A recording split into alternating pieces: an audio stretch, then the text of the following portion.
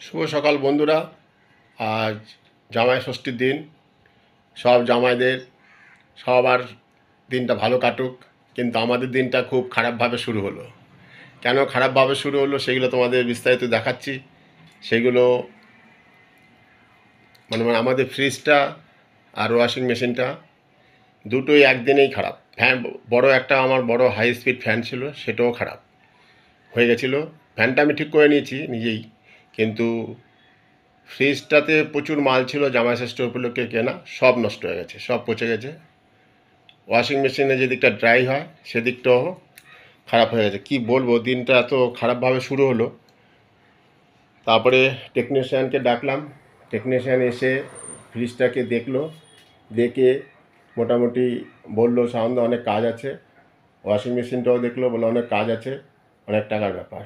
তা আজকে আসবে সব টেকনিশিয়ানরা, ওয়াশিং মেশিনটাও ঠিক করে দেবে, আর কী বলে এটা, ফ্রিজটাও ঠিক করে দেবে। এই ফ্রিজের পিছনটা খুলে রেখে গেছে, এই যে ওগুলো সব তোমাদের সাথে শেয়ার করছি, দেখাচ্ছি আস্তে আস্তে।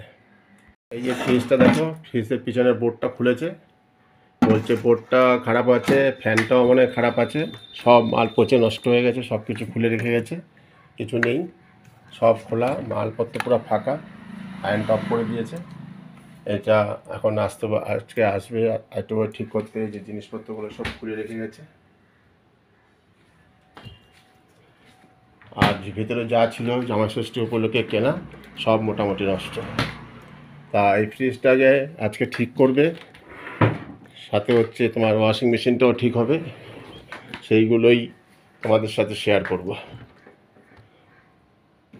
একটা ভালো দিনে একটা মাথায় হাত দেওয়ার মতন অবস্থা হয়ে গেল। চলো, ওইগুলো টেকনিশিয়ান আসবে, সেই সব তোমাদের সাথে আস্তে আস্তে দেখাবো, দেখতে থাকো। আর এই যে ওয়াশিং মেশিনটার ওয়াশটা হয়, কিন্তু ড্রাই করবার জায়গাটাতে বলছে প্লেট খারাপ হয়ে গেছে, সেগুলো আজকে ঠিক করতে আসবে, তখন খুলে দেখবে কি অবস্থায় আছে।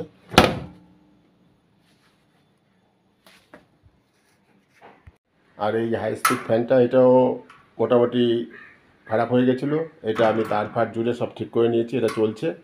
কিন্তু ফ্রিজটা আর ওয়াশিং মেশিনটা ঠিক করতে পারিনি, ওই টেকনিশিয়ানরা আসবে, ওরাই ঠিক করবে। তা আসুক, ওইটা ফ্রিজটা আর ওয়াশিং মেশিনটা কীভাবে ঠিক করে সেগুলো টুকটুক করে তোমাদের সাথে শেয়ার করব, দেখি। চলো দেখতে থাকো। সব টেকনিশিয়ানরা চলে এসছে, কাজ শুরু হয়ে গেছে, দেখো।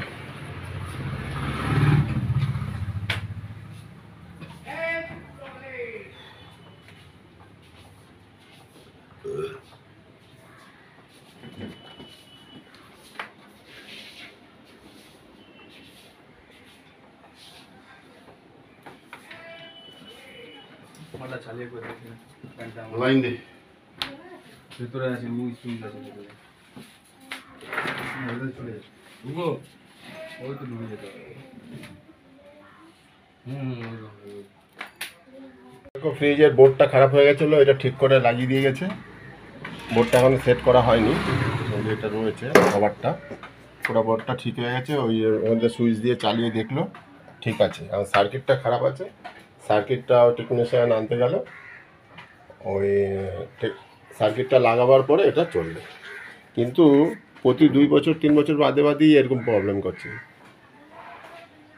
তখনও 3,000 টাকা নিয়েছিল 2022-এর নভেম্বর, আজকেও ধরো ওই পুরো 2 বছর হয়ও নি, এখন জুন মাস, 1.5 বছরের মতো, এখন আবার ঠিক হচ্ছে, আবার সেই 3,000 টাকা। এবার ভাবছি আস্তে আস্তে এটাকে পাল্টে নেবো। এই যে জিনিসগুলো সেটিং করবে, এগুলো সব লাগাবে, এই যে সব খোলা, দেখো।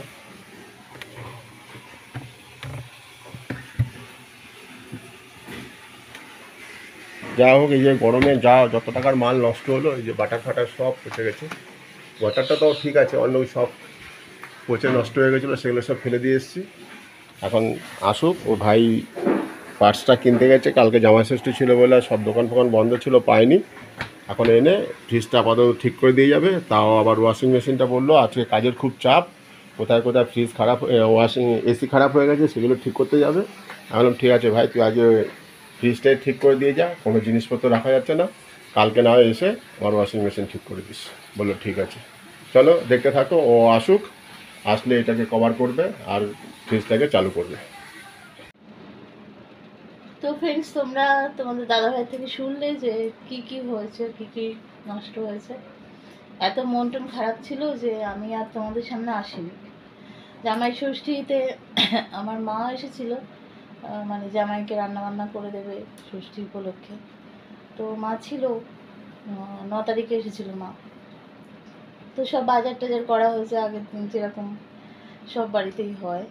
তো আমার যাওয়ার অসুবিধার জন্য, ব্যথা যন্ত্রণার জন্য, অনেক, আমার হাওড়া আন্দুলের বাড়ি, তো যেতে খুব কষ্ট হচ্ছিলো বলে মাই আসে এখন। ব্যথার জন্য মাই আসে। তো সব হঠাৎ করে রাত্রিবেলা, আগের দিন বেশি রাত্রিরে খারাপ হয়ে যায়।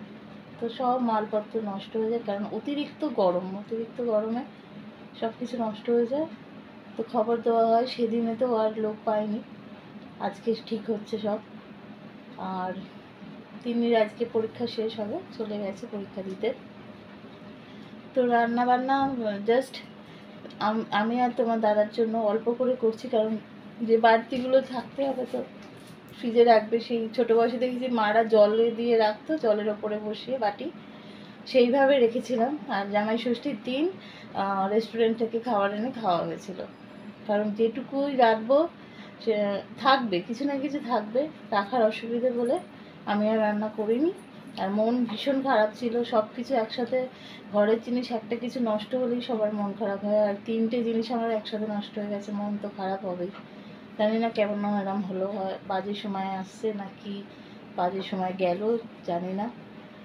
যাই হোক, তোমরা তো পাশে আছো, বাজে সময় এলো, তোমরা নিশ্চয়ই থাকবে। তো এখন ঠিকঠাক করা হচ্ছে। ওটা একটা কি জিনিস আনতে গেছে, খুলে আবার নিয়ে গেছে, আবার আসবে। তো ভিডিও তো বড় হয়ে যাবে, তো এখানেই শেষ করে দিচ্ছি। আর কি, কপালে যা আছে সেগুলো তো হবেই। চলো, আর এখানেই শেষ করি, আর কি বলবো। আমি সকাল থেকে করিনি, তোমাদের দাদাভাই করেছে। আর কদিন ধরেই বেশ ভালো করে ভিডিও দেওয়া হচ্ছে না, তো আবার সকাল থেকে শুরু করবো ভিডিও যেরকম দিই। তো চলো, টাটা, সবাই ভালো থেকো, সুস্থ থেকো। আর তোমাদের জামাই ষষ্ঠী কেমন গেলো কমেন্টে অবশ্যই লিখো।